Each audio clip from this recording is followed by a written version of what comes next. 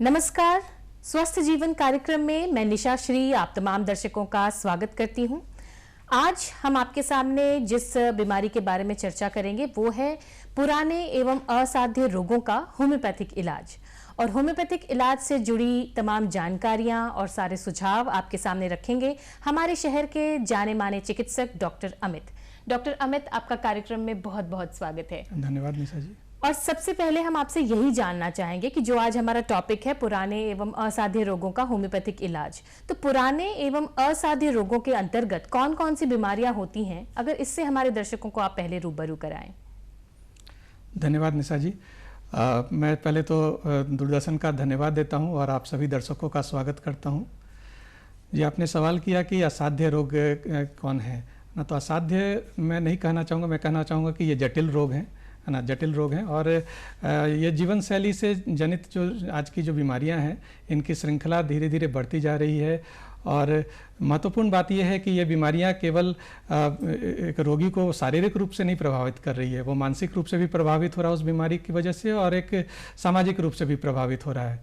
और ऐसी बीमारियों की श्रृंखला में मैं कह सकता हूँ कि आप रक्तचाप जो है, ब्लड प्रेशर, मधुमेह, डायबिटीज़, उसके बाद फिर थायराइड की जो बीमारियां हैं जी, गठिया है, त्वचा से संबंधित बीमारी जो सोरियासिस, एक्जिमा, ये सब भी क्रॉनिक डिजीज़ की श्रृंखला में आता है। तो ये अलग अलग जो हमारे जो शरीर के अंग हैं उसको अलग अलग तरीके से प्रभावित करते हुए, हमारी जीवन शैली से प्रभावित होते हुए, इन बीमारियों को हम लोग जटिल या फिर क्रॉनिक हम लोग कह सकते हैं। जी, तो ये आपने बताया कि मधुमेह, ब्लड प्रेशर, ये जो कुछ जो आर्थराइटिस, इस तरह की जो समस्या हैं, ये जटिल रोग की श्रेणी में आते हैं। और इसमें हम देख रहे हैं कि इसकी संख्या बहुत ज़्यादा रैपिडली जो है वो बढ़ती जा रही है। आपने कहा कि ये लाइफस्टाइल डिजीज़ है, तो होम्योपैथी में क्या इसका इलाज संभव है? पूरी तरह से संभव है? इलाज तो होगा ही, लेकिन क्या पूरी तरह से संभव है इन बीमारियों का इलाज? जी, इस तरह के जो लाइफस्टाइल रिलेटेड जो क्रॉनिक डिजीज़ जो हमारे पास है, जटिल रोग जिनको कहते हैं ना, इनका इलाज है हमारे होम्योपैथी में, डेफिनेटली है। और इसमें हमको ये पहचानने की आवश्यकता है कि ये बीमारी जो व्यक्ति जो है उसमें बीमारी कितना डेप्थ में है ना, एक क्यूरेबल स्टेट में है या इनक्यूरेबल स्टेट में। बहुत सारे जब ऑर्गन्स, चूँकि जो वाइटल ऑर्गन्स हैं डायबिटीज़ में, बीपी में, ये प्रभावित होने लगते हैं। तो जब एक रोगी शुरुआती दौर में हमारे पास आता है तो वहाँ पे वाइटल ऑर्गन्स जो है वो बहुत कम प्रभावित होते हैं या नहीं के बराबर प्रभावित होते हैं, केवल लक्षण जो है वो परिलक्षित हो रहे होंगे। तो ऐसी स्थिति में निश्चित तौर पे दवा जो है वो काम करती है और ये बीमारी जो है वो पूर्णतः समाप्त हो जाएगी जी ना, वहाँ पे और दोबारा दवा लेने की आवश्यकता नहीं पड़ेगी। लेकिन कभी कभी ऐसा भी होता है कि ऑर्गन्स जो है वो वहाँ पे डैमेज होना शुरू हो जाता है, तो वहाँ पे बीमारी दवा लेने की जो अवधि है वो थोड़ा सा लंबा होगा। अच्छा, तो जैसा कि हम अन्य रोगों के बारे में सुनते हैं कि उनकी जो दवाइयां हैं उनके सेवन से शरीर पर एक कुप्रभाव भी पड़ता है, जो साइड इफ़ेक्ट्स है वो सामने आते हैं, तो क्या होम्योपैथिक दवाओं के भी साइड इफ़ेक्ट्स होते हैं? देखिए, कोई भी दवा है तो उसका इफेक्ट है ना, शरीर पे उसका साइड इफेक्ट भी है। लेकिन चूंकि हमारी दवा इतनी सूक्ष्म है, होम्योपैथी की जो दवा है ना, उसको हम लोग पोटेंटाइजेशन कहते हैं अपनी होम्योपैथी की भाषा में। तो ये जो सूक्ष्म औषधियाँ हैं ये बहुत ही सूक्ष्म स्तर पर शरीर पे काम करती है और शरीर के जो मतलब हमारी जो जीवन शक्ति है उसको प्रभावित करती है धीरे धीरे, ताकि जो है वो खुद को रिकवर करने में, शरीर खुद उस चीज़ समस्या से जूझने में सक्षम हो। तो ऐसी स्थिति में ये जो हमारी औषधियाँ हैं इनका प्रभाव तो दिखता है, लेकिन जो कुप्रभाव है, जो साइड इफेक्ट्स का जो आपने चर्चा किया, वो समझ में नहीं आता है, वो दिखता नहीं है। और बेसिकली इतना सूक्ष्म होता है वो साइड इफेक्ट्स, अगर होता भी है तो इतना सूक्ष्म होता है कि वो पेशेंट को उतना, रोगी को उतना ज़्यादा प्रभावित नहीं करता है।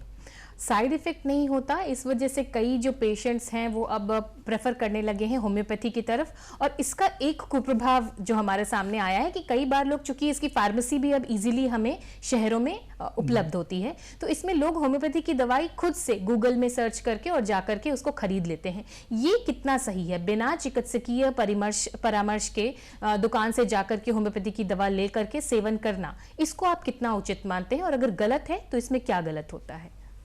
देखिए, सेल्फ मेडिकेशन तो किसी भी सिस्टम के लिए घातक है। रोगी अपने से दवा ले ले और बिना उसके, क्योंकि कोई भी ऑर्गन जब इफेक्टेड होता है तो उसके बहुत सारे पैरामीटर्स हैं जो कि एक चिकित्सक समझता है। आप होम्योपैथी के, चूँकि आज होम्योपैथी की चर्चा है और मैं होम्योपैथिक चिकित्सक हूँ, तो इस नाते मैं कहना चाहूँगा कि होम्योपैथी की जो औषधियाँ हैं, इनका चयन जो है वो रोगी के शारीरिक लक्षणों के आधार पर होता है। साथ में हम उसके मानसिक लक्षणों का भी आकलन करते हैं और उसके भावनात्मक लक्षणों का भी आकलन करते हैं। तो इन सभी लक्षणों का समावेश करते हुए एकल दवा के सिद्धांत की होम्योपैथी बात करता है। तो होम्योपैथी में चूंकि एकल दवा की बात है और उस व्यक्ति विशेष के लिए दवा को चिन्हित करना है, चुनाव करना है, और ये इस दवा का जो है चुनाव जो है उसके मानसिक लक्षणों पर भी आधारित है, उसके शारीरिक लक्षणों पर भी आधारित है। तो इस परिस्थिति में हमें क्या कहते हैं कि दवा का चुनाव स्वयं नहीं करना चाहिए ना, क्योंकि जैसा कि आप समझ पा रहे हैं कि ये जो टेलर मेड मेडिसिन की बात करें ना, कि एक औषधि जो उस व्यक्ति विशेष के लिए सूटेबल हो, उसके लक्षणों पर आधारित हो। तो ये शायद मैं समझता हूँ कि रोगी जो है वो खुद का आकलन उतने गंभीरता से नहीं कर सकता है, और जिस डेप्थ में उसको इस औषधि के बारे में जानकारी नहीं होगी ना, केवल एक बीमारी का नाम सुन करके एक दवा का नाम सजेस्ट कर देना या फिर उसके बारे में सोच करके स्वयं सेवन कर लेना, ये रोगी के लिए घातक भी हो सकता है। हाँ, आपने कहा कि टेलर मेड मेडिसिन, यानी जिस तरह से एक दर्जी अमुक व्यक्ति के लिए कपड़े बनाता है और वो उसी को फिट आते हैं, उसी तरह से जो होम्योपैथी की दवाई है वो जो चिकित्सक जिनके लिए लिख के देते हैं वो उन्हीं के लिए सही होते हैं। तो सेल्फ मेडिकेशन तो बिल्कुल ही नहीं करना चाहिए। एक इसमें बात आती है, और कहीं ना कहीं ये दवाइयों का साइड इफेक्ट ही है कि लोगों के अंदर आजकल ऑटो इम्यूनो डिजीज या फिर ऑर्गन से जुड़ी समस्याएं ये आती रहती हैं, और ये भी बहुत कॉमन होता जा रहा है आज के जीवन शैली में जो है लोगों के साथ। तो इसका होम्योपैथी में क्या इलाज है, और क्या पूर्ण इलाज संभव है, या फिर इसके क्या क्या होते हैं दुष्परिणाम, उसके बारे में हमारे दर्शकों को बताएं। जी, ऑटो इम्यून डिजीज़ का आपने चर्चा किया है ना। जटिल रोगों में मैं कहूँगा कि आज ऑटो इम्यून डिजीज़ का दायरा जो है वो बढ़ता जा रहा है। प्रायः हर बीमारी जो है वो ऑटो इम्यून डिजीज़ के दायरे में आती जा रही है। ऑटो इम्यून का मतलब होता है जब हमारे शरीर का जो प्रतिरक्षा प्रणाली है वो हमारे ही अंगों के विपरीत काम करने लगता है, उसी को क्या कहते हैं कि अटैक करना शुरू कर देता है। तो आज के डेट में जो मैंने कहा आपको, रूमेटॉइड आर्थराइटिस है, गठिया है, क्या कहते हैं मधुमेह है, रक्तचाप है, ये सब सारे बीमारी जो है वो ऑटो इम्यून के दायरे में आते जा रहे हैं। और ये ऑटो इम्यूनिटी का दायरा जो है वो आज के डेट में इतना ज़्यादा, तारीख में इतना ज़्यादा बढ़ गया है कि लगभग प्रायः हर जटिल रोग जो है उसको हम लोग ऑटो इम्यून कहते चले आ रहे हैं जी। तो महत्वपूर्ण ये होगा कि इन ऑटो इम्यून डिजीज़ को या इन जटिल रोगों को ऐसे समझा जाए कि ये शरीर के संतुलन में कुछ गड़बड़ी आई है ना, जिसको कि वापस ठीक करने के लिए, इस संतुलन को वापस ठीक करने के लिए शरीर का जो अपना जो एक बैलेंस है ना, एक फिजिकल, इमोशनल और मेंटल जो बैलेंस है उसको रिस्टोर किया जाए है ना, ताकि वो जो ऑटो इम्यूनिटी जो है वो करेक्ट हो सके। और ये बैलेंस को रिस्टोर करने में, संतुलन को रिस्टोर करने में हमारी दवा काफ़ी सक्षम है ना, क्योंकि मैंने आपको अभी थोड़ी देर पहले भी बताया कि दवाओं का चुनाव जो है वो उसमें मानसिक लक्षणों का भी रोल है, भावनात्मक लक्षणों का भी रोल है। तो इन सब को कुल मिलाकर के जो दवा जो है वो उस व्यक्ति पे को सूट करेगी और पेशेंट जो है, रोगी जो है वो उससे लाभान्वित होगा। ठीक है, तो ये तो बात आ गई कि ऑटो इम्यून डिजीज़ जो है उसमें किन किन बातों का जो है वो ध्यान रखा जाना चाहिए। इसके बाद सवाल आता है कि ठीक है दवाइयाँ तो लेकिन कई बार जो है होम्योपैथिक दवाई से लोगों के प्रति एक मन में एक भ्रांति होती है कि अगर हम होम्योपैथिक दवाई का सेवन करेंगे तो हमें अमुक चीज़ें नहीं खानी पड़ेंगी, कि परहेज का जो है वो बहुत ज़्यादा दायरा होता है इसके अंदर। इस वजह से भी लोगों के अंदर कई बार भ्रांति होती है होम्योपैथी को लेकर। तो क्या है परहेज का सिलसिला, कितना ज़रूरी है, किन बातों का ध्यान रखा जाना चाहिए, अगर इसे आप स्पष्ट कर दें। जी, ये अच्छा सवाल आपने किया है परहेज को लेकर के, क्योंकि मैं भी काफ़ी रोगियों से सुनता हूँ, एक धारणा सी बन गई है रोगियों के बीच में कि बहुत सारी चीज़ों का परहेज जो है होम्योपैथी दवा में करना पड़ता है, और इसलिए कभी कभी लोग इससे कतराते भी हैं कि होम्योपैथी इलाज कराएंगे तो ये अमुक चीज़ नहीं खानी पड़ेगी, है ना। तो मैं इस पर ये कहना चाहूँगा कि होम्योपैथी के लिटरेचर में कहीं भी इस चीज़ का ब्लैंकेट बैन की बात नहीं कही गई, मतलब कि एक समुचित बैन जो है वो होना चाहिए। जैसे रोगी बात करते हैं कि प्याज नहीं खाना चाहिए, लहसुन नहीं खाना चाहिए जब तक आप होम्योपैथी औषधि ले रहे हैं जी। तो ऐसा नहीं है ना। हाँ, रोग से संबंधित जो वैसी चीज़ें हैं जो कि रोग को बढ़ाता है है ना। तो निश्चित तौर पे उन चीज़ों का सेवन तो तत्काल बंद करना चाहिए, है ना। जैसे कि हम लोग का ये रक्तचाप की हम बात करें तो नमक ज़्यादा सेवन करने से रक्तचाप जो है वो बढ़ता है, तो वहाँ पे रोगी को हम लोग कम नमक खाने की सलाह देते हैं, है ना। मधुमेह के रोगी को हम लोग शुगर का, कैलोरीज का इंटेक कम करने के लिए बोलते हैं। तो वहाँ पे उस तरह के या किसी भी बीमारी से संबंधित जो है ना हार्ट का जो प्रॉब्लम है, तो हम लोग वहाँ पे तेल मसाला ये सब तेल लिपिड को कम कंट्रोल करने के लिए तेल कम खाने के लिए बोलते हैं, जो फैटी डाइट है उसको खाने के लिए कम बोलते हैं। तो ब्लैंकेट बैन की बात नहीं है, बीमारी से संबंधित जो परहेज होना चाहिए वो परहेज होना चाहिए, है ना, एक ब्लैंकेट बैन नहीं होना चाहिए। ठीक है, तो ये तो जानकारी आपने दी कि परहेज से जुड़ी जो मिथ्या है ये लोगों की दूर हुई होगी। इसके बाद आता है कि कई बार चूंकि हम भी देखते हैं कि हमारे भारत में जो है वो स्वास्थ्य में जो है अब तीनों विधाओं को शामिल कर लिया गया है, एलोपैथी, होम्योपैथी या फिर आयुर्वेद जो है सबको, यूनानी चिकित्सा को भी। तो इसमें कई बार होता है कि जो एक मरीज हैं वो एक अमुक बीमारी के लिए एलोपैथी दवाई खा रहे हैं, लेकिन अब वो चाहते हैं कि जो उनको दूसरी समस्या है, जैसे ज़्यादातर देखते हैं कि स्किन या जो गठिया आर्थराइटिस या हड्डी से जुड़ी अगर कोई समस्या है या गट हेल्थ से जुड़ी कोई समस्या है, तो मरीज चाहते हैं कि मुझे डायबिटीज़ या ब्लड प्रेशर है और उसमें अगर मैं एलोपैथी खा रहा हूँ तो इन बीमारियों का इलाज मैं होम्योपैथी से कराऊँ। तो क्या ये संभव है और सेफ है? जी, ये भी बहुत अच्छा आपका मतलब दृष्टिकोण रहा है। बहुत सारे रोगी होते हैं जो कि पहले से रक्तचाप या मधुमेह से प्रभावित हैं और उसकी दवा एलोपैथी की वो ले रहे हैं। तो ऐसे रोगी जब आते हैं हमारे पास ना, तो काफ़ी दिन से दवा का सेवन कर रहे हैं, उसके यूज्ड टू हो चुके हैं, आदी हो चुके हैं, तो ऐसी स्थिति में उस दवा को तुरंत रोकना जो है उस रोगी के लिए घातक हो सकता है ना। तो हम लोगों को कभी भी इस तरह के रोगियों को जब टेकअप हम लोग करते हैं तो साथ में वो दवा भी चलती है, उनकी जो एलोपैथी की जो बीपी की दवा है, शुगर की दवा है वो चलती है, साथ में हम अपनी दवा साथ में चलाते हैं, बिल्कुल सेफ़ है, इसमें कोई दिक्कत नहीं है ना। क्योंकि अगर हम सडन उसको तत्काल रूप से उसको बंद कर देंगे तो रोगी में बहुत सारे ये क्या कहते हैं कि दिक्कत आने की संभावना रहती है। ठीक है, तो ये दिक्कत आने की संभावना रहती है और इस बात को ध्यान में रख कर के जो है आप रोगी के हिसाब से दवाइयाँ जो है वो उनको प्रिस्क्राइब करते हैं। इसके बाद सवाल आता है महिलाओं का, और महिलाओं में भी उन महिलाओं का जो कि अब 45 वर्ष से ऊपर चली गई हैं, अब वो मेनोपॉज की स्थिति में आ गई हैं। जैसा कि आपने बताया कि होम्योपैथी में आप जब भी कोई दवाई देते हैं तो उनकी मानसिक स्थिति को देखते हुए, उनके पूरे परिवेश को समझते हुए, व्यक्तित्व को समझते हुए आप उनको दवाई देते हैं। तो जब मेनोपॉज कंडीशन में कोई महिला चली गई है और उसकी वजह से उनको कोई दूसरी बीमारी आई है, तो उनको आप किस तरह की सलाह देते हैं? उनके लिए किस तरह का उपचार है या उनको कौन कौन सी बीमारियों का सामना करना पड़ता है? इसकी जानकारी अगर आप दें। जी, मेनोपॉजल कंडीशंस में बहुत सारी समस्याएं, बहुत सारी महिलाओं को बहुत सारी समस्याएं होती हैं। मेनोपॉजल कंडीशंस में हम लोग देखते हैं कि महिलाओं में मूड स्विंग्स का ना, उनके क्या कहते हैं कि लिकोरिया से संबंधित कोई बीमारी आ जाता है, कभी कभी जो यूटेरस है उसमें भी गांठ बनने की समस्या आ जाती है। तो ये पोस्ट मेनोपॉजल ये काफ़ी मतलब कॉमन कंप्लेंट्स आता है। और जैसा कि हम अभी चर्चा किए भी कि होम्योपैथी में जो दवा का चुनाव जो है वो रोगी के लक्षणों पर होता है ना। तो इन लक्षणों के आधार पर ही हम ये क्या कहते हैं कि उस पेशेंट का, उस रोगी का दवा का चुनाव करते हैं।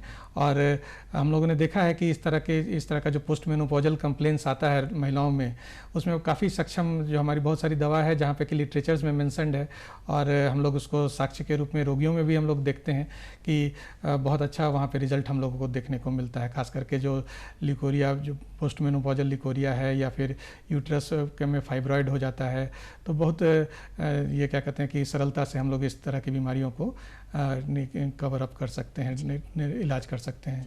जब आपने फाइब्रॉइड की चर्चा कर ही दी है तो मेरा अगला सवाल आपसे यही होगा कि कैंसर जो एक अभिशाप बन कर के पूरे विश्व भर में बड़ी तेज़ी से अपनी जगह बनाया जा रहा है, क्या होम्योपैथी में कैंसर का भी इलाज संभव है?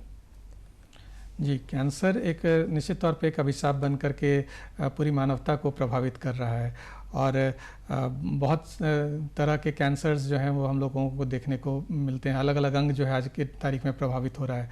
तो इस पे हम ये ज़रूर कहेंगे कि होम्योपैथी के स्कोप के बारे में आप आज कैंसर में आप पूछ रहे हैं, तो हमारे पास बहुत सारे, हमारे कॉलेज में भी बहुत सारे रोगी हैं जो कि कैंसर का हम लोग केसेस टेकअप करते हैं। एक ऑब्जर्वेशन मेरा इसमें ज़रूर है कि जो अर्ली स्टेजेस के जो कैंसर हैं जो अर्ली स्टेजेस के कैंसर है वहाँ पे बहुत सारे जो जो ट्यूमर्स होते हैं, अभी फाइब्राइड का भी हमने चर्चा किया, तो वो बहुत ये क्या कहते हैं आसानी से हम लोगों का ठीक होते हुए हम लोग देखते हैं।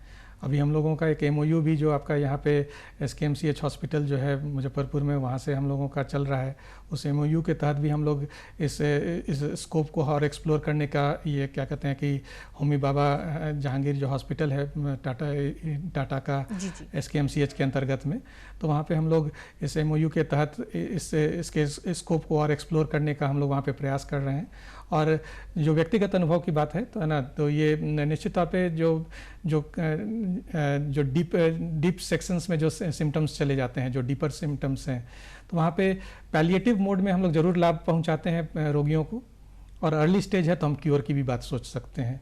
ठीक है, चलिए इधर तो आप रिसर्च कर रहे हैं, लेकिन एक क्षेत्र है जहाँ पर होम्योपैथी का बहुत ज़्यादा प्रभाव देखा जा रहा है और अधिकतर मरीज इसमें होम्योपैथी दवा जो है या होम्योपैथिक चिकित्सक के पास जाना पसंद करते हैं, वो है किडनी स्टोन का मामला। अगर किसी को भी किडनी स्टोन की समस्या आती है तो वो चाहते हैं कि हम जल्द से जल्द होम्योपैथिक चिकित्सक के पास जाएं। ये इतना ज़्यादा सक्सेसफुल होने के पीछे क्या कारण है?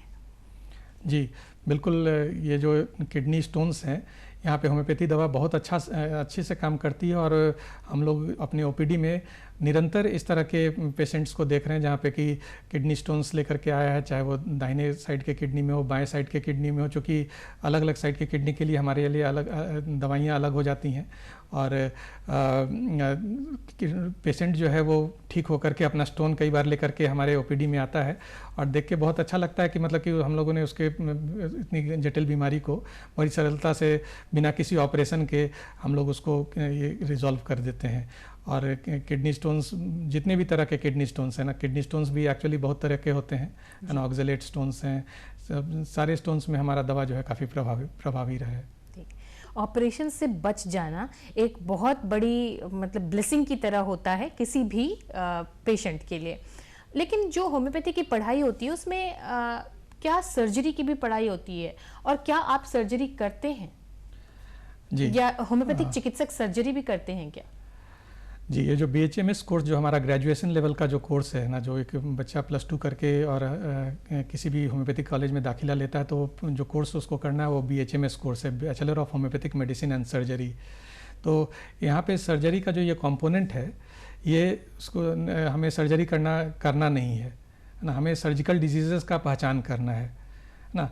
तो जैसे कि हमने बताया कि किडनी का स्टोन जो है ये एक सर्जिकल बीमारी है, तो क्या ये हमारे औषधि से ठीक हो सकता है कि नहीं, है ना।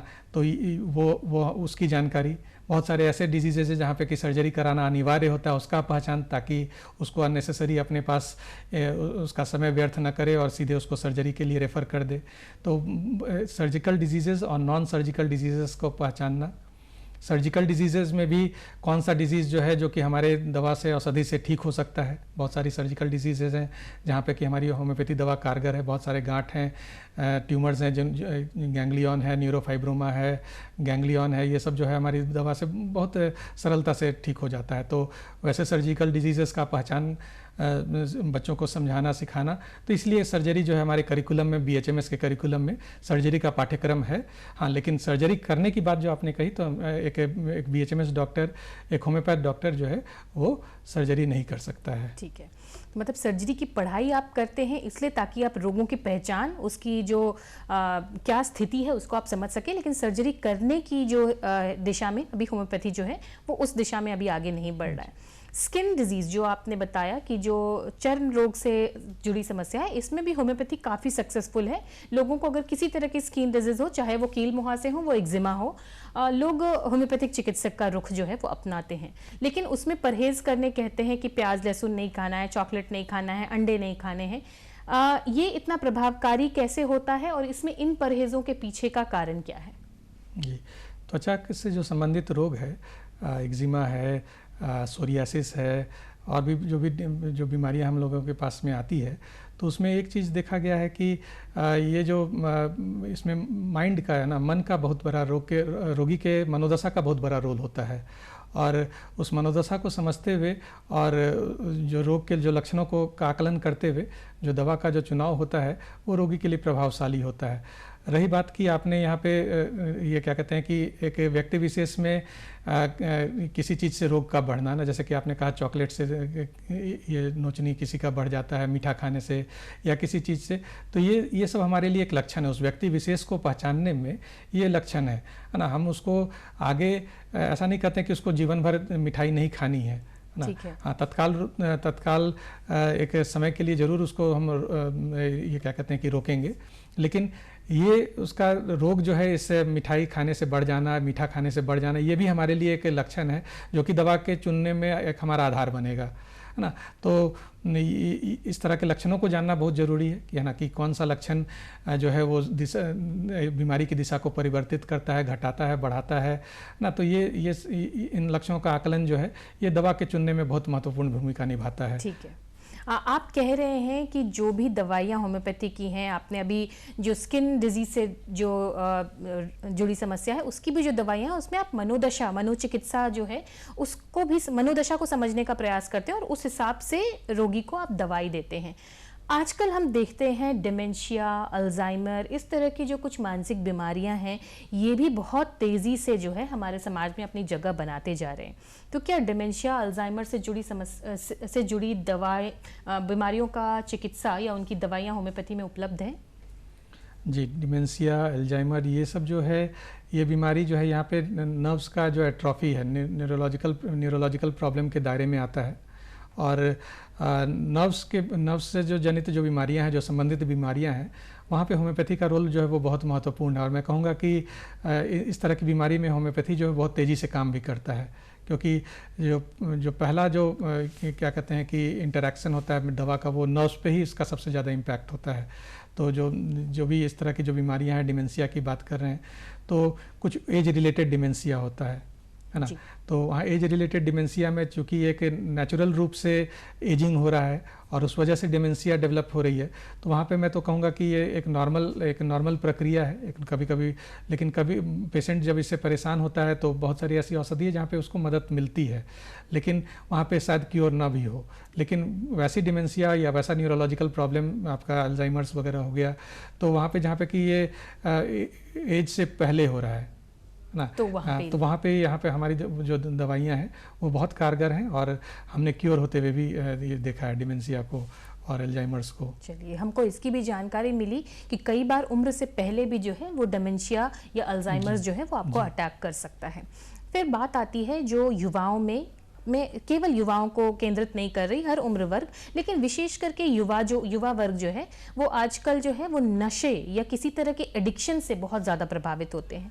एडिक्शन को ठीक करने में होम्योपैथिक दवाई कितना कारगर होता है और इसमें किन बातों का ध्यान रखा जाना चाहिए? जी, नशा जो है ये क्या कहते हैं कि ये भी एक मनोरोग भी है। पहले तो मैं आप ये दर्शकों को भी ये बताऊंगा कि नशा करना वो भी एक मनोवृत्ति है ना, क्योंकि बार बार एक रोगी जो है उस चीज़ को लेने का के लिए उसका विवश होता है। तो ये भी एक हमारे लिए एक लक्षण ही है ना, ये भी हमारे लिए एक लक्षण है। दूसरी बात कि इस तरह के जो नशे से जो परिवार जो आते हैं हमारे पास लेकर के कि इसका नशा छूट जाता है कि नहीं, तो है हमारे पास औषधियाँ हैं जो कि इसमें मदद करती है, लेकिन रोगी की अपनी इच्छा शक्ति जो है वो सबसे इसमें प्रबल होता है, क्योंकि बिना इच्छा शक्ति के वो नशा नहीं ये जाता है। कई बार होता है कि रोगी जो है वो दवा लेने का भी इच्छुक नहीं होता, बोलता है कि मुझे दवा लेना ही नहीं है ना। तो वैसी परिस्थिति में कभी होता है कि उनके जो परिजन हैं उन दवाओं को चोरी छिपे कभी पानी में मिला करके और इस तरह से देते हैं। तो हम लोग देखते हैं कि नहीं, काम करता है, मदद करता है और धीरे धीरे उसका जो एक विल पावर है वो मजबूत होता चलता है और वो नशा छोड़ने के लिए अपना विल पावर स्ट्रांग करता है और वो छूट जाता है। तो विल पावर बहुत ज़्यादा इम्पॉर्टेंट है और इसमें आपने बताया कि किस तरह से रोगी की अपनी इच्छा शक्ति भी बहुत ज़्यादा इम्पॉर्टेंट होती है किसी भी रोग से लड़ने के लिए। तो क्या काउंसलिंग की भी कोई पद्धति है या काउंसलिंग की भी कोई सलाह दी जाती है होम्योपैथिक के माध्यम से? होम्योपैथिक डॉक्टर क्या काउंसल भी करते हैं पेशेंट्स को? जी बिल्कुल, जो हमारा जो केस टेकिंग का जो तरीका है, विधि है, उसमें काउंसलिंग की एक बहुत महत्वपूर्ण भूमिका है ना, क्योंकि रोगी के जैसे कि हमने बताया कि हम लोग उनके मानसिक लक्षणों का भी आकलन करते हैं, पूछते हैं उनसे, भावनात्मक लक्षणों का भी आकलन करते हैं। तो उसमें बहुत सारे जो हम लोग को उसका जो वीक पॉइंट मिलता है, उसके हिसाब से उसको अपने जीवन शैली को मॉडिफाई करने के लिए हम लोग उसका काउंसलिंग करते हैं, ताकि जो है वो बेहतर अपना जो उसका क्योर का जो ये है वो और बेहतर हो सके और जल्दी हो सके। दवा तो हमारी काम कर ही रही है, साथ साथ ये जो काउंसलिंग के साथ साथ अपना वो जीवन शैली परिवर्तित करता है तो और तेज़ी से उसको लाभ मिलता है। तो काउंसलिंग के साथ साथ जीवन शैली में अगर परिवर्तन करते हैं तो होम्योपैथी की जो दवाएं हैं वो प्रत्येक रोग में अपना जो है वो कारगर असर दिखाती है। इन तमाम जानकारियों से हमारे दर्शकों को अवगत कराने के लिए डॉक्टर अमित, आपका बहुत बहुत धन्यवाद। Thank you. तो इन्हीं जानकारियों के साथ इस कार्यक्रम को हम यहीं पर देते हैं विराम। आप बने रहिएगा हमारे साथ, हम फिर मिलेंगे एक नए विषय के साथ। अभी के लिए दीजिए इजाजत, नमस्कार।